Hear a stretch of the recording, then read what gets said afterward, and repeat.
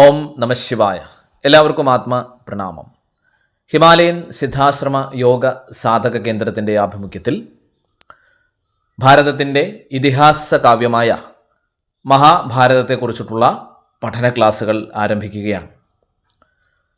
മഹാഭാരതം 18 അധ്യായങ്ങൾ അഥവാ പർവ്വങ്ങളിൽ ആയിട്ടാണ് എഴുതിയിട്ടുള്ളത്.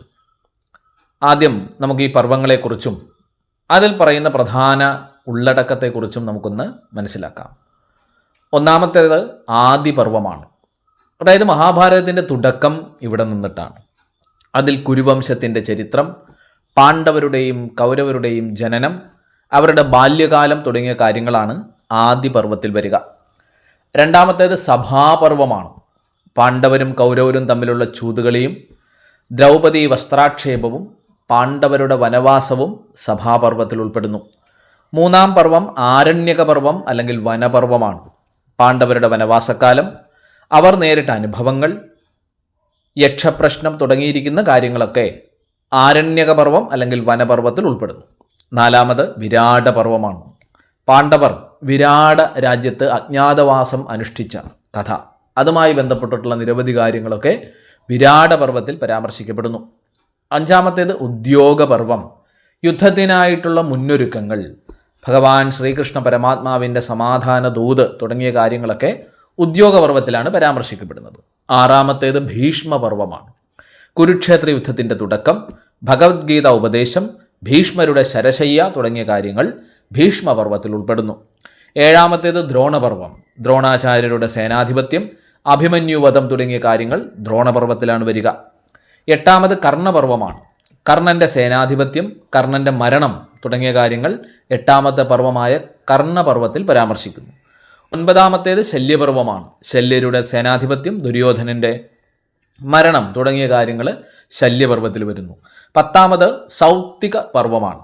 അശ്വത്ഥാമാവ് പാഞ്ചാലപുത്രന്മാരെ കൊലപ്പെടുത്തിയ അതിഭയാനകമായൊരു കഥ സൗത്തിക പർവത്തിലാണ് പരാമർശിക്കപ്പെടുന്നത്. 11 സ്ത്രീപർവമാണ്. യുദ്ധശേഷം സ്ത്രീകൾ ആ യുദ്ധക്കളത്തിൽ തങ്ങളുടെ ബന്ധുക്കളുടെ മരണത്തിൽ വിലപിക്കുന്നതുൾപ്പെടെയുള്ള കാര്യങ്ങൾ സ്ത്രീപർവത്തിൽ ഉൾപ്പെടുന്നു. 12 ശാന്തിപർവമാണ്. യുദ്ധത്തിനു ശേഷം ഭീഷ്മർ യുധിഷ്ഠിരന് നൽകുന്ന ധർമ്മോപദേശങ്ങൾ, രാജധർമ്മത്തെക്കുറിച്ച്, മോക്ഷധർമ്മത്തെക്കുറിച്ച്, ഭൗതികാത്മീയ ജീവിത വിജയത്തിൻ്റെ പുരോഗതിക്ക്, വളർച്ചയ്ക്ക് ഉതകുന്ന നിരവധി സന്ദേശങ്ങൾ ഭീഷ്മർ യുധിഷ്ഠിരന് ഇതിലൂടെ നൽകുന്നുണ്ട്. ശാന്തി പർവത്തിലാണത് പരാമർശിക്കപ്പെടുന്നത്. 13 അനുശാസന പർവമാണ്. ഭീഷ്മർ ധർമ്മോപദേശങ്ങൾ തുടരുകയാണിവിടെ. ദാനധർമ്മങ്ങളുടെ പ്രാധാന്യം അനുശാസന പർവത്തിൽ പറയുന്നു.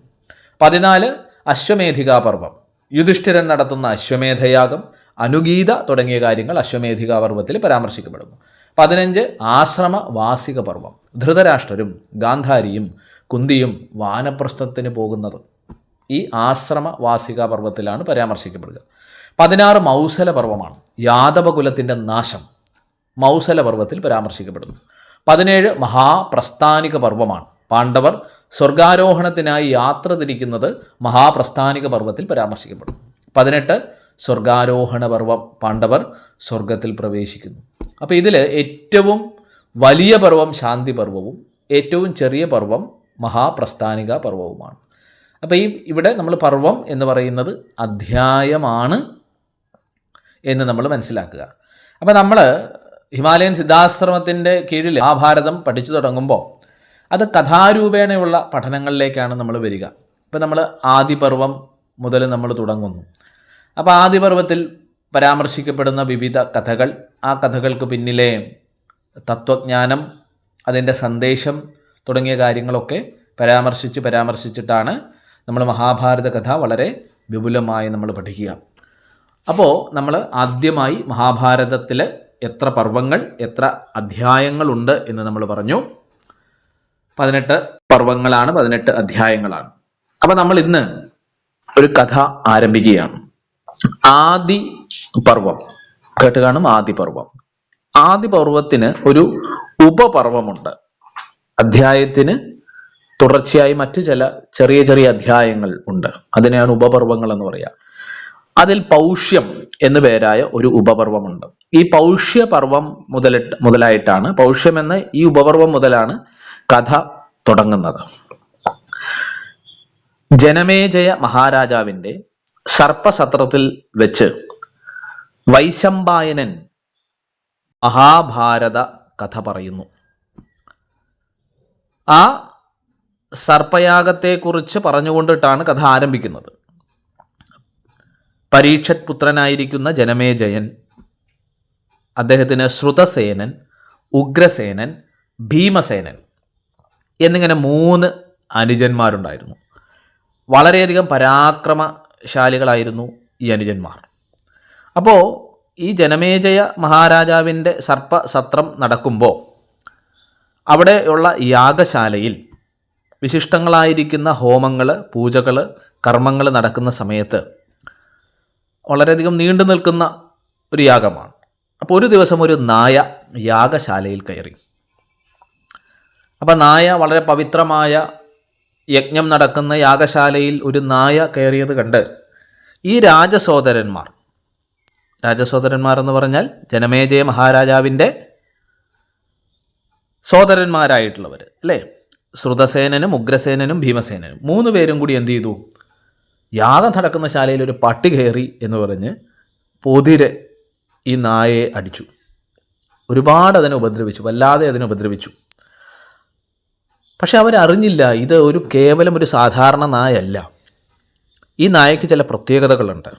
ദേവശുനിയായ സരമയുടെ പുത്രനാണ് ഈ നായ. അപ്പോൾ തല്ലുകൊണ്ടിട്ട് ഈ നായ നിലവിളിച്ചുകൊണ്ട് തൻ്റെ അമ്മയുടെ അടുത്തെത്തി, സരമയുടെ അമ്മ അടുത്തെത്തി.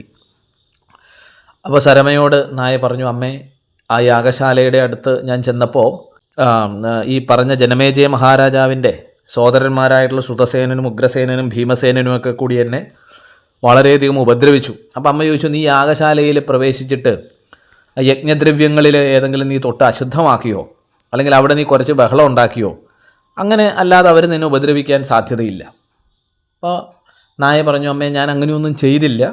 ഞാനവിടെ എന്താണ് നടക്കുന്നതെന്ന് നോക്കാനായിട്ട് പോയപ്പോൾ എന്നെ കണ്ട ഉടനെ തന്നെ അവർ വളരെയധികം ക്രൂരമായി എന്നെ ആക്രമിച്ചു. അപ്പോൾ അമ്മയ്ക്ക് കാര്യം മനസ്സിലായി. അപ്പോൾ മക്കളെ ഉപദ്രവിച്ചാൽ അമ്മ എന്തു ചെയ്യും? സ്വാഭാവികമായിട്ടും ചെന്ന് ചോദിക്കും. അങ്ങനെ അമ്മ യാഗശാലയിൽ, സരമ തൻ്റെ മകനെയും കൂട്ടി യാഗശാലയിൽ ചെന്നു.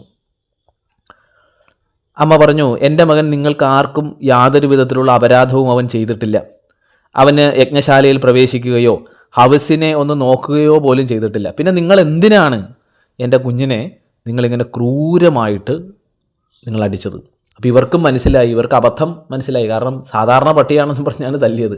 ദേവശുനിയായ സരമയുടെ പുത്രനായിരുന്നു ഈ നായ എന്ന് പിന്നീട് തല്ല് കഴിഞ്ഞിട്ട് ആ യജ്ഞശാലയിൽ ഇരുന്ന മറ്റുള്ളവർ പറഞ്ഞപ്പോഴാണ് ഈ 3 പേര് അറിയുന്നത്. ഇവർക്ക് ഒന്നും പറയാനുണ്ടായിരുന്നില്ല. നോക്കൂ, ദേവശുനിയാണ്. അപ്പോൾ അമ്മയ്ക്ക് ദേഷ്യം വന്നു. അവരെന്ത് ചെയ്തു? ക്രുദ്ധയായിക്കൊണ്ട് ഇവരെ ശപിക്കുകയാണ് ചെയ്തത്.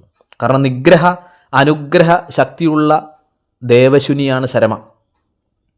ക്രുദ്ധയായിക്കൊണ്ട് പറഞ്ഞു, നിരപരാധിയായ എൻ്റെ മകനെ അകാരണമായി അടിച്ചതുകൊണ്ട് നിങ്ങൾക്ക് തീർച്ചയായും ഭയം വരാൻ പോകുന്നു എന്ന് പറഞ്ഞൊരു ശാപം കൊടുത്തു.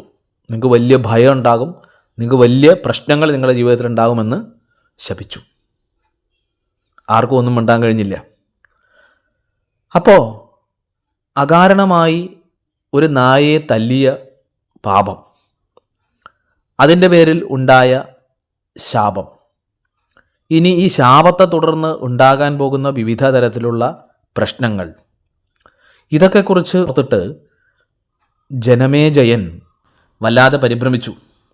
യാഗം കഴിഞ്ഞ് അദ്ദേഹം ഹസ്തിനപുര രാജധാനിയിലേക്ക് മടങ്ങി വന്ന ശേഷം സരമയുടെ ശാപത്തിന് കാരണമായിരിക്കുന്ന പാപകൃത്യം, തങ്ങൾ ചെയ്ത ഒരു പാപകൃത്യം കൊണ്ടിട്ടാണ് സരമ ശപിച്ചത്, ഇതിന് പ്രായശ്ചിത്തം ചെയ്യണം, അതിന് നല്ലൊരു പുരോഹിതൻ വേണം. ആ പുരോഹിതനെ അന്വേഷിക്കാനായിട്ട് അദ്ദേഹം തയ്യാറായി, ഇറങ്ങി പുറപ്പെടുകയാണ്. നോക്കൂ, അകാരണമായി ഒരു നായയെ തല്ലി. നായ ദേവശുനിയായ സരമയുടെ പുത്രനായിരുന്നു.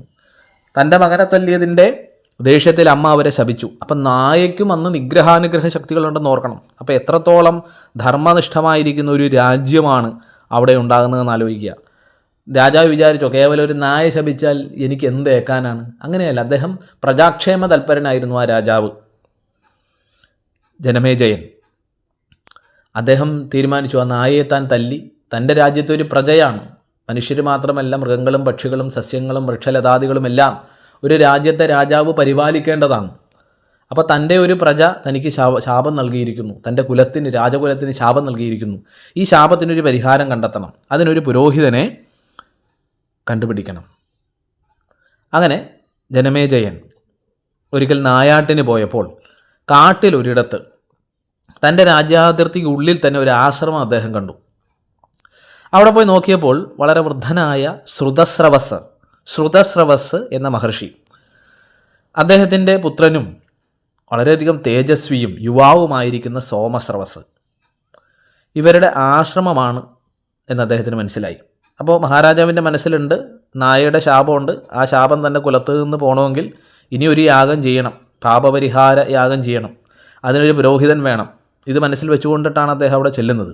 അപ്പോൾ മഹാതപസ്യായ സോമസ്രവസ് എന്ന ഋഷിയും അദ്ദേഹത്തിൻ്റെ അച്ഛനായ ശ്രുതസ്രവസ് എന്ന മഹർഷിയും താമസിക്കുന്ന ഒരു പർണശാലയിലേക്കാണ് അദ്ദേഹം എത്തുന്നത്.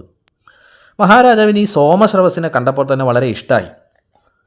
പുരോഹിതനാകാൻ പറ്റിയ ആളാണ് ഇദ്ദേഹം തോന്നി. വളരെയധികം തേജസ്, വളരെയധികം ആത്മീയ ചൈതന്യമുണ്ട്. അതുകൊണ്ട് തന്നെ അദ്ദേഹം പുത്രനെ യാഗത്തിന് കൊണ്ടുപോകാൻ വേണ്ടി അച്ഛനായിരിക്കുന്ന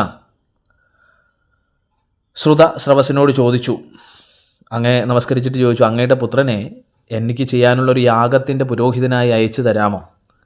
അദ്ദേഹത്തിന് വളരെയധികം സന്തോഷമായി. അദ്ദേഹം പറഞ്ഞു, ജനമേജയ, അതിനെന്താ, നീ ഇവനെ കൊണ്ടുപോയിക്കോളൂ. ഇവൻ വളരെയധികം തപസിദ്ധിയുള്ള ആളാണ്, ദിവ്യ ശക്തികളുള്ളയാളാണ്.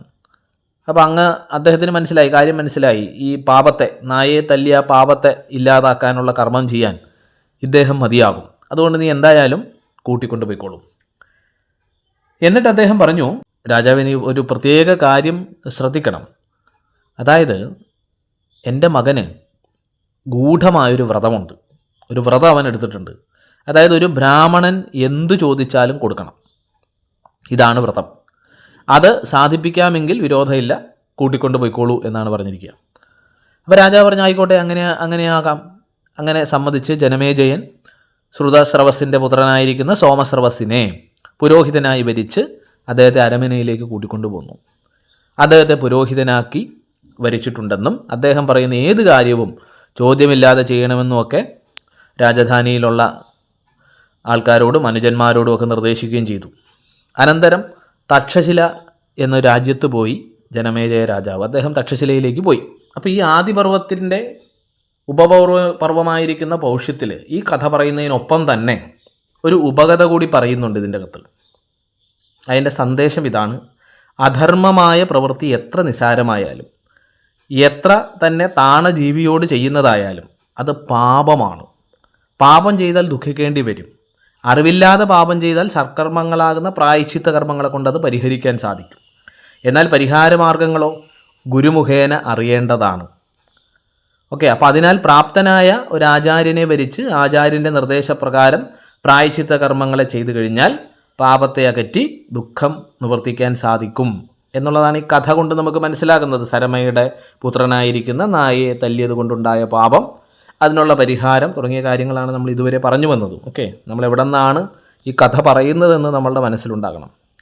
അപ്പോൾ ജനമേജയ മഹാരാജാവ് ഈ പാപം പരിഹരിക്കുവാൻ വേണ്ടി വലിയൊരു താപസനെ അദ്ദേഹം കൂട്ടിക്കൊണ്ടുവന്നു. ആചാര്യനെ പ്രീതിപ്പെടുത്തലാണ് ശിഷ്യൻ്റെ മുഖ്യ കർത്തവ്യം. ആചാര്യനെ പ്രീതിപ്പെടുത്താൻ വേണ്ടി ഒരു ശിഷ്യൻ എന്തെല്ലാം ത്യാഗങ്ങളെ ചെയ്യണം, എത്രമാത്രം ശ്രദ്ധയുണ്ടാകണം എന്നൊക്കെ കാണിക്കാൻ വേണ്ടിയാണ് ഇനി നമ്മൾ പറയാൻ പോകുന്ന ഉപകഥയുള്ളത്.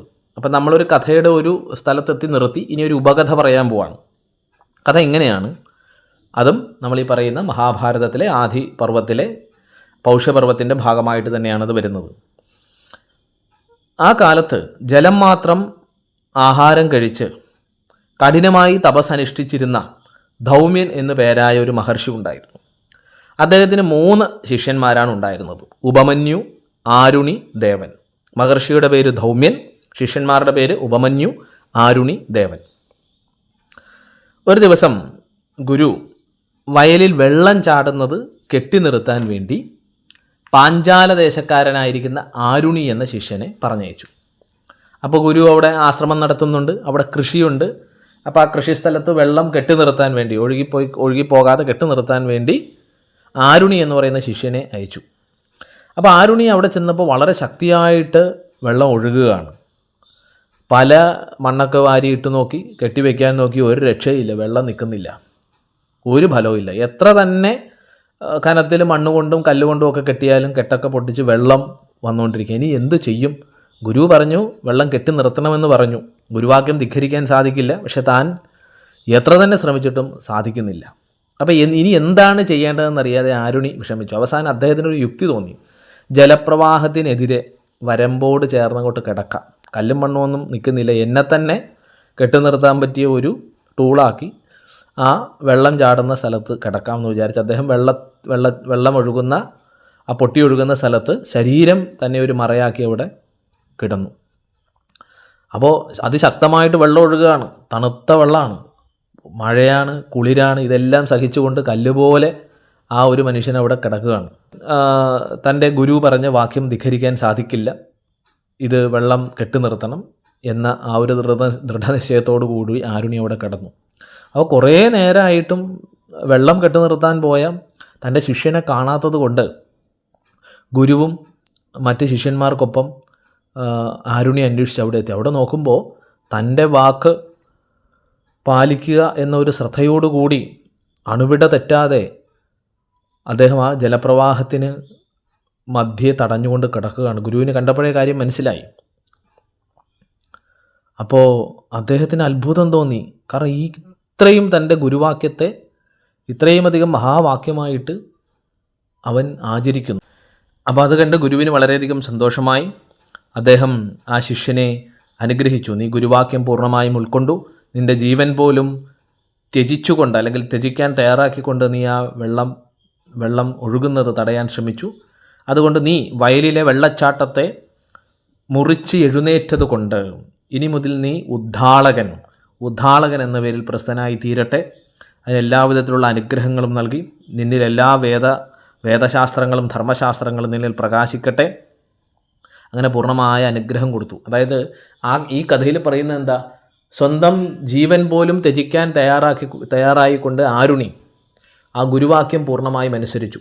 അതിൽ സംപ്രീതനായ ഗുരു ആരുണിക്ക് എല്ലാവിധത്തിലുള്ള അനുഗ്രഹവും നൽകി. അപ്പോൾ ഗുരുപ്രീതി ജീവിതത്തിലുണ്ടായാൽ അത് ഏറ്റവും വലിയ അനുഗ്രഹമായി തീരും എന്നുള്ളതാണ് ആ കഥയിൽ നിന്ന് നമുക്ക് മനസ്സിലാകുന്നത്. അതുപോലെ തന്നെ മറ്റൊരു കഥയും ഇതോട് ചേർത്ത് പറയുന്നുണ്ട്. അതായത് ധൗമ്യൻ്റെ ശിഷ്യനായ ഉപമന്യു ഒരിക്കൽ ഗുരു പറഞ്ഞു, നീ പശുക്കളെ മേയ്ക്കാൻ കാട്ടിലേക്ക് പോകുക.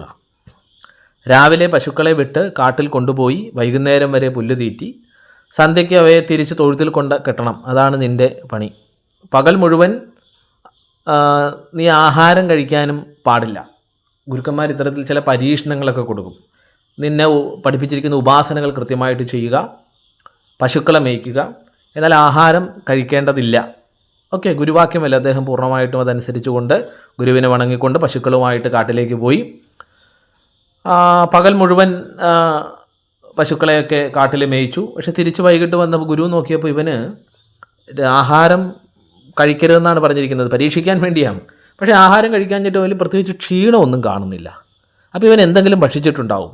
അപ്പോൾ ആചാര്യൻ ചോദിച്ചു, കുഞ്ഞെ നീ എന്താണ് ഭക്ഷിച്ചത്? എന്നോട് ഞാൻ ഭക്ഷണം കഴിക്കരുതെന്ന് ഞാൻ പറഞ്ഞിട്ടില്ലേ? നിന്നോട് ഉപാസന ചെയ്യാനല്ലേ പറഞ്ഞത്? നീ എന്തെങ്കിലും ഭക്ഷിച്ചോ? നീ ഉച്ചയ്ക്ക് എന്താണ് ഭക്ഷണം കഴിച്ചത്? ഉപമന്യു പറഞ്ഞു, ഞാൻ അടുത്തുള്ളൊരു ഗ്രാമത്തിൽ പോയി ഭിക്ഷ വാങ്ങി ആഹാരം കഴിച്ചു. അപ്പോൾ ഗുരു വീണ്ടും അവനെ പരീക്ഷിക്കാൻ വേണ്ടി പറഞ്ഞു, ഓഹോ, ഭിക്ഷ വാങ്ങിയിട്ട് എന്നെ അറിയിക്കാതെ, ഇവിടെ കൊണ്ടുവരാതെ, കൂട്ടത്തിലുള്ള മറ്റുള്ളവർക്ക് കൊടുക്കാതെ നീ ഒറ്റയ്ക്ക് കഴിക്കുന്നു, അത് ധർമ്മവിരുദ്ധമാണ്. അതുകൊണ്ട് ഇനി മുതൽ നീ എന്ത് ചെയ്യാൻ പാടില്ല? ഗ്രാമത്തിൽ പോയി ഭിക്ഷ വാങ്ങാൻ പാടില്ല. ഇനി ഭിക്ഷ വാങ്ങിയാൽ തന്നെ, ആരെങ്കിലും നിനക്ക് ഭിക്ഷ തന്നാൽ തന്നെ ഇവിടെ കൊണ്ട് തരികയാണ് വേണ്ടത്, നീ കഴിക്കാൻ പാടില്ല. പിറ്റേ ദിവസവും രാവിലെ പശുവിനെയും കൊണ്ട് ഉപമന്യു വനത്തിലേക്ക് പോയി. മധ്യാഹ്നമായപ്പോൾ ഉപമന്യു ഒരു ഗ്രാമത്തിൽ പോയി ഭിക്ഷ വാങ്ങി. ആചാര്യനെ അറിയിക്കാതെ കഴിക്കാൻ പാടില്ലെന്നാണ് കൽപ്പന. അതുകൊണ്ട് തന്നെ അത് ആശ്രമത്തിൽ പോയി. ധൗമ്യന ഭിക്ഷാനം മുഴുവൻ വാങ്ങിച്ച് ഉപമന്യുവിന് ഒരു വറ്റ് പോലും കൊടുക്കാതെ കഴിച്ചു. എന്നിട്ട് കാട്ടിലേക്ക് പറഞ്ഞയച്ചു. ഇന്നത്തെ കാലത്താണെങ്കിൽ ശിഷ്യന്മാർ ഗുരുവിനെയും തല്ലിയിട്ട് തിരിച്ചു പോകും. പഴയ കാലത്തിൽ അങ്ങനെയായിരുന്നില്ല. ഗുരുവാക്യം വേദവാക്യമായി കരുതുന്നവരായിരുന്നു അന്നത്തെ ശിഷ്യന്മാർ. അപ്പോൾ അന്ന് വൈകുന്നേരം വന്നപ്പോഴും ഉപമന്യുവിന് പ്രത്യേകിച്ച് ക്ഷീണമൊന്നും കണ്ടില്ല. അപ്പോൾ ധൗമ്യൻ ചോദിച്ചു, നീ ഭിക്ഷ വാങ്ങി എനിക്ക് കൊണ്ട് തന്നു, എന്നിട്ട് നീ വീണ്ടും ആ ഗ്രാമത്തിൽ പോയി ഭക്ഷണം മുഴുവൻ ഞാൻ കഴിച്ചതുകൊണ്ട്, ഭിക്ഷാന്നം മുഴുവൻ ഞാൻ കഴിച്ചതുകൊണ്ട് പിന്നെയും നീ ഗ്രാമത്തിൽ പോയി ഭിക്ഷ വാങ്ങിച്ചു അല്ലേ? കഷ്ടം, രണ്ടാമതും ഭിക്ഷ വാങ്ങുകയോ? നിന്നെപ്പോലെ ഇനിയും എത്രയോ ബ്രഹ്മചാരികൾ ശിഷ്യന്മാരിവിടെയില്ലേ? അവർക്കും ഭിക്ഷ കൊണ്ട് ജീവിക്കേണ്ടതല്ലേ? 2ഉം 3ഉം പ്രാവശ്യമൊക്കെ നീ ഭിക്ഷ വാങ്ങിയാൽ മറ്റുള്ളവരുടെ അന്നം മുടങ്ങുകയല്ലേ ചെയ്യുന്നത്? അതുകൊണ്ട് രണ്ടാമത് ഭിക്ഷ വാങ്ങരുത് എന്ന് അദ്ദേഹം പറഞ്ഞു. അപ്പോൾ ഉപമന്യു അതും പൂർണ്ണമായിട്ടും വേണ്ടെന്ന് വെച്ചു. പിറ്റേ ദിവസം ഉപമന്യു ഭിക്ഷ വാങ്ങാനേ പോയില്ല, ആഹാരം കഴിക്കാൻ സാധിക്കില്ല. അപ്പോൾ അന്ന് വൈകുന്നേരവും ഉപമന്യു തിരിച്ച് പശുക്കളുമായിട്ട് വീണ്ടും ആശ്രമത്തിലേക്ക് വന്നു. അദ്ദേഹം നോക്കിയപ്പോൾ പ്രത്യേകിച്ച് ക്ഷീണമൊന്നും കണ്ടില്ല. അപ്പോൾ ചോദിച്ചു, ഇന്ന് എന്താ നീ കഴിച്ചത്? ഞാൻ ഗ്രാമത്തിൽ പോയില്ല ഗുരു, അങ്ങ് പറഞ്ഞല്ലോ ഗ്രാമത്തിൽ പോകരുത്, ഭിക്ഷ ഒന്നാമതും രണ്ടാമതും ഒന്നും വാങ്ങാൻ പാടില്ല എന്ന് പറഞ്ഞുകൊണ്ട് ഞാൻ പോയില്ല. മറിച്ച് ഞാൻ എന്ത് ചെയ്തു, കൂട്ടത്തിലുണ്ടായിരുന്ന പശുക്കളുണ്ട്, അപ്പോൾ അതിൽ പ്രസവിച്ച പശുക്കളുണ്ട്, ആ പശുക്കളുടെ പാല് കറന്നു കുടിച്ചു. അപ്പോൾ ഋഷി പറഞ്ഞു, പശുക്കളുടെ പാൽ കറന്ന് കുടിച്ചത് ശരിയായില്ല. എന്തുകൊണ്ടെന്ന് പറഞ്ഞാൽ പശുക്കൾ എൻ്റെ സ്വത്താണ്, എൻ്റെ അനുവാദമില്ലാതെ നീ പാൽ കറന്നു കുടിച്ചത് അപഹരണമാണ്, അതുകൊണ്ട് ഇനി അങ്ങനെ ചെയ്യരുത്. അങ്ങനെ അതും മുടക്കി ആചാര്യൻ. പിറ്റേന്ന് വൈകുന്നേരം വന്നപ്പോഴും ഉപമന്യു ഉപവസിച്ചിട്ടില്ല, പ്രത്യേകിച്ച് ക്ഷീണമൊന്നും കണ്ടില്ല. വീണ്ടും ആചാര്യൻ ചോദിച്ചു, നീ എന്താണ് ഇന്ന് കഴിച്ചത്? അപ്പോൾ ഉപമന്യു പറഞ്ഞു, ഞാൻ ഇന്ന് പശുക്കൾ, അതായത് പശുക്കുട്ടികൾ പാൽ കുടിക്കുമ്പോൾ അവയുടെ വായിൽ നിന്നും പുറത്തേക്ക് വരുന്ന നുര അത് കുടിച്ചു. ആചാര്യൻ എന്ത് ചെയ്തു? അതും നിരോധിച്ചു. ആ നുര പോലും കുടിക്കാൻ പാടില്ല. പശുക്കുട്ടികൾ സൽസ്വഭാവമുള്ളവരാണ്, നിന്നോട് അവയ്ക്ക് സ്നേഹമുണ്ട്. അപ്പോൾ നീ നുര കുടിക്കുന്ന കണ്ടാൽ അവയ്ക്ക് മനസ്സിലാകും. അപ്പോൾ നീ പാൽ കുടിക്കട്ടെ എന്ന് കരുതി അവ പട്ടിണിയാക്കും. പശുക്കൾ നിനക്ക് വേണ്ടി കൂടുതൽ നുര ചുരത്തി തരും. അപ്പോൾ പശുക്കുട്ടികൾ ക്ഷീണിക്കാനിടയാകും. അതുകൊണ്ട് നീ എന്ത് ചെയ്യേണ്ട, ഇനി നുരയും നീ കുടിക്കേണ്ടതില്ല. അങ്ങനെ എല്ലാം ഉപമന്യുവിന് കഴിക്കാനുള്ള എല്ലാ ഭക്ഷണങ്ങളും ആചാര്യൻ നിരോധിച്ചു. അങ്ങനെ അടുത്ത ദിവസം ഉപമന്യു ഉച്ചയായപ്പോൾ വീണ്ടും ഭക്ഷണമില്ല. വിശന്ന് ആകെ അദ്ദേഹം വലഞ്ഞു. ഇനി കാട്ടിലുള്ള വല്ല കായ്കനികളോ എന്തെങ്കിലുമൊക്കെ പൊട്ടിച്ചു നിന്നാമെന്ന് കരുതി അദ്ദേഹം നോക്കിയപ്പോൾ കായ്കനികളില്ല. അങ്ങനെ കുറച്ച് നടന്നു കഴിഞ്ഞപ്പോൾ എരിക്കിൻ ചെടികൾ കണ്ടു. വിശന്നിട്ട് എന്താണെന്നറിയാതെ അദ്ദേഹം എന്ത് ചെയ്തു, എരിക്കിൻ്റെ ഇലകൾ അദ്ദേഹം ഭക്ഷിച്ചു. അപ്പോൾ അതിന് പൊതുവേ നല്ല ചൂടാണ്, തീഷ്ണങ്ങളായ അർക്കപത്രങ്ങൾ ആണത്. അപ്പോൾ കുറേ അകത്ത് പോയി കഴിഞ്ഞപ്പോൾ ശരീരത്തിൽ ഉഷ്ണം വർദ്ധിച്ചു, ചൂട് വർദ്ധിച്ചു, കണ്ണ് കാണാതായി. ഉപമന്യുവിൻ്റെ കാഴ്ചശക്തി അവിടെ നഷ്ടപ്പെടുകയാണ്. അങ്ങനെ അന്ധനായി തപ്പിത്തടന്ന് പശുക്കളെ അദ്ദേഹം കണ്ടുപിടിച്ചു. അവയെ വൈകുന്നേരമായല്ലോ, ഇനി ആശ്രമത്തിലേക്ക് കൊണ്ടുപോകണം, വഴിയറിയില്ല, എങ്ങനെ പോകുമെന്നറിയില്ല. അങ്ങനെ ഉപമന്യു കാട്ടിൽ നിന്ന് പുറത്ത് കടക്കാനായിട്ട് ശ്രമിച്ചപ്പോൾ അവിടെയുള്ള ഒരു പൊട്ടക്കിണറ്റിൽ ഉപമന്യു വീണു. അതിനുള്ളിലേക്ക് പോയി. പശുക്കൾക്ക് വഴിയറിയാവുന്നത് കൊണ്ട് സന്ധ്യയായപ്പോൾ അവ മടങ്ങിയ ആശ്രമത്തിലെത്തി. അപ്പോൾ ശിഷ്യന്മാർ ആചാര്യനോട് പറഞ്ഞു, പശുക്കൾ വന്നു, പക്ഷേ ഉപമന്യു ഇതുവരെ വന്നിട്ടില്ല. അങ്ങനെ ധൗമ്യൻ എന്ത് ചെയ്തു, മറ്റ് ശിഷ്യന്മാരോടുകൂടി കാട്ടിലേക്ക് പോയി. കാട്ടിൻ്റെ നടുക്കെത്തിയിട്ട് അദ്ദേഹം ഉച്ചത്തിൽ വിളിച്ചു, ഉപമന്യു നീ എവിടെയാണ്? അപ്പോൾ കിണറ്റിനുള്ളിൽ നിന്ന് ഉപമന്യു മറുപടി പറഞ്ഞു, ഞാൻ ഇതിൻ്റെ അകത്ത് പെട്ടുപോയി. മാത്രമല്ല ആചാര്യനോട് നടന്ന കാര്യങ്ങളെല്ലാം ആചാര്യനെ പറഞ്ഞു കേൾപ്പിച്ചു. അപ്പോൾ ആചാര്യൻ പറഞ്ഞു, നീ ഒരു കാര്യം ചെയ്യൂ, നീ ഗുരുവാക്യം വേദവാക്യമായി നീ അനുസരിച്ചു, അതുകൊണ്ടാണ് നിനക്കിത് വന്നത്. കുഴപ്പമില്ല, നീ ഇവിടെ ഇരുന്ന് അശ്വനി ദേവന്മാരെ സ്തുതിക്കാൻ അശ്വനി മന്ത്രം പഠിപ്പിച്ചു നൽകി. അശ്വനി ദേവന്മാർ എന്ന് പറഞ്ഞാൽ ദേവവൈദ്യന്മാരാണ്. അങ്ങനെ ഉപമന്യു അശ്വനി ദേവന്മാരെ സ്തുതിച്ചു. അപ്പോൾ ദേവവൈദ്യന്മാരായിരിക്കുന്ന അശ്വനി ദേവന്മാർ അദ്ദേഹത്തിൻ്റെ മുന്നിൽ പ്രത്യക്ഷരായി. നിൻ്റെ സ്തുതി കൊണ്ട് ഞങ്ങൾ സന്തുഷ്ടരായിരിക്കുന്നു. നിനക്കിതാ ഞാൻ ഒരു അപ്പം തരുന്നു, ഇത് നീ ഭക്ഷിച്ചോളൂ. അതോടുകൂടി നിൻ്റെ നഷ്ടപ്പെട്ട കാഴ്ചശക്തി തിരിച്ചു കിട്ടും. അപ്പോൾ ഉപമന്യു പറഞ്ഞു, ഇല്ല, എന്നോട് ഗുരുനാഥനൊന്നും ഭക്ഷിക്കരുതെന്നാണ് പറഞ്ഞിരിക്കുന്നത്. ഗുരുനാഥൻ്റെ അനുവാദമില്ലാതെ ഞാൻ ഇത് ഭക്ഷിക്കില്ല. അശ്വിനി ദേവന്മാർ ഉപമന്യുവിൽ അതീവ സന്തുഷ്ടരായി. അശ്വിനി ദേവന്മാർ വന്ന് പരീക്ഷിച്ചതാണ്. നിൻ്റെ ഗുരുഭക്തി കൊണ്ട് ഞങ്ങൾ അതീവ സന്തുഷ്ടരായിരിക്കുന്നു. ഗുരു നിന്നോട് നിർദ്ദയ കാണിച്ചിട്ടുണ്ടെങ്കിലും സകരുണവാനാകും. നിൻ്റെ 2 കണ്ണുകൾക്കും കാഴ്ചശക്തി ഉണ്ടാകും, എല്ലാ ശ്രേയസ്സും ഉണ്ടാകുമെന്ന് അനുഗ്രഹിച്ചു. അപ്പോൾ തന്നെ ഉപമന്യുവിൻ്റെ കണ്ണുകൾക്ക് കാഴ്ചയുണ്ടായി. കിണറ്റിൽ നിന്നും കയറി ആചാര്യൻ്റെ സമീപം വന്ന് വന്ദിച്ചു. ഗുരു ഉപമന്യുവിൽ അതീവ സന്തുഷ്ടനായി. അശ്വിനി ദേവന്മാർ പറഞ്ഞതുപോലെ നിനക്കെല്ലാ ശ്രേയസ്സും ഉണ്ടാകും. നീ എൻ്റെ പരീക്ഷണങ്ങളിൽ പൂർണ്ണമായും നീ വിജയിച്ചിരിക്കുന്നു. എല്ലാ വേദങ്ങളും ശാസ്ത്രങ്ങളും നിന്നിൽ പ്രകാശിക്കും എന്ന് ഗുരുനാഥൻ പറഞ്ഞു. അങ്ങനെ ഉപമന്യു പരീക്ഷയിൽ വിജയിച്ച് വിദ്യാഭ്യാസം കഴിഞ്ഞ് സമാവർത്തനം പൂർത്തിയാക്കി അദ്ദേഹം ഗൃഹത്തിലേക്ക് മടങ്ങി. നോക്കൂ, ആഹാരാദി അനുപേക്ഷണീയമായിരിക്കുന്ന കാര്യങ്ങളെ ത്യാഗം ചെയ്ത് ഗുരുകൽപ്പന നിറവേറ്റിയ ശിഷ്യന്മാരുടെ കഥയാണ് ഇതിൽ കാണുക. ആരുണിയുടെ കഥയിലും ഉപമന്യുവിൻ്റെ കഥയിലും എന്താണ് നമ്മൾ ഇതിൽ നിന്ന് മനസ്സിലാക്കേണ്ടത്? ഒരു ഗുരുവിൻ്റെ നിർദ്ദേശം പൂർണ്ണമായും നമ്മൾ ഉൾക്കൊണ്ട് അത് ജീവിതത്തിൽ പകർത്തിയാൽ, എന്ത് കഷ്ടതകൾ അനുഭവിച്ചും ഗുരുവാക്യം നമ്മൾ പാലിച്ചാൽ ജീവിതത്തിൽ ശ്രേയസ് ഉണ്ടാകും എന്നുള്ള കഥയാണ് ആരുണിയുടെയും ഉപമന്യുവിൻ്റെയും കഥയിലൂടെ മഹാഭാരതം ആദിപർവം ഉപപർവത്തിൽ നമ്മൾ മനസ്സിലാക്കുന്നത്. തുടർ കഥകൾ അടുത്ത ഭാഗത്ത് പറയാം. നമസ്തേ. ഓം നമഃ ശിവായ.